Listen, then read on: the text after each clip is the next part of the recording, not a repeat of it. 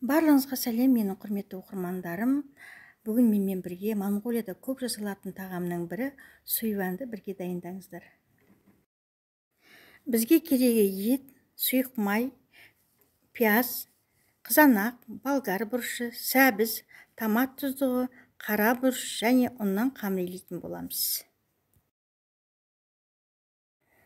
Қысып тұрған табамызға май құйып аламыз.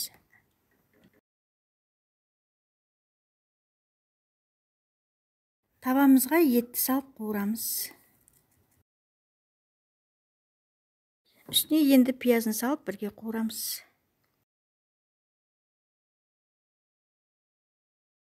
Үстіне 1 шай қасық тұз салып, араластырып қуырамыз.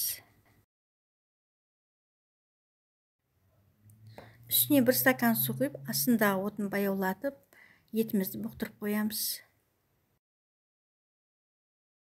Енді 1 жұмыртқаны жарып, қамырлейміз. Енді жұмыртқамыздың үстіне татымына қарай тұз салып, су құйып, ұнымызды салып араластырып, шағын күлше қамырлейміз. Қамырымыз өте қатты да болмау керек, өте жұмсақ та болмау керек. Неге қыздар, қамырымызды илеп алдық, енді пакетке салып, тындырып қоямыз.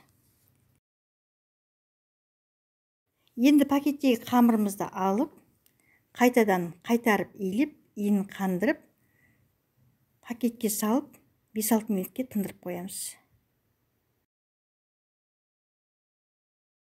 Енді табамызға көкөністерімізді салып, астындағы отын баяулатып, бұқтырып қоямыз.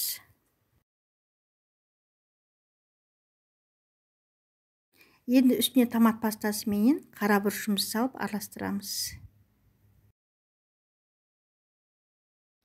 Татымына қарай тұз қосып, тағы да араластырып, баяу отта 5-6 минут қуырамыз.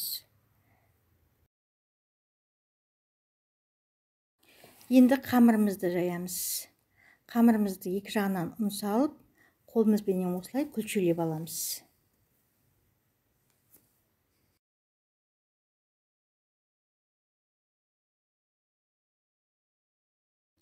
Егер менің осы видеом ұнаса, сіздерге көңілдеріңізден шықса, қоңыраушаны басып, менің арнама тіркеліңіздер. Комментария қалдырыңыздар. Барлық сұрақтарыңызға жауап беретін боламын. Қамырымызды кептіріп алу үшін газдың астын 200 градусқа қыздырып қоямыз. Енді қамырымызды екіге бөліп, қызып тұрған противенге салып, екі жағын бірдей кептіріп аламыз.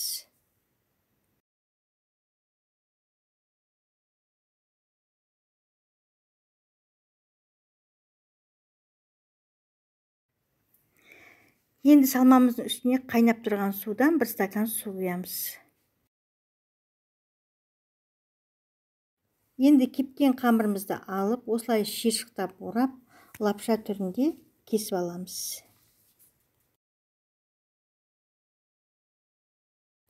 Қайнап жатқан тамағымыз үстіне қамырымызды саламыз.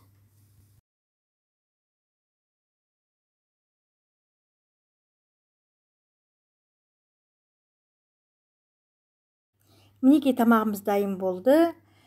Керек заттың мөлшерін видеоның астына қалдырып кетемін. Дайындаңыздар, сау болыңыздар.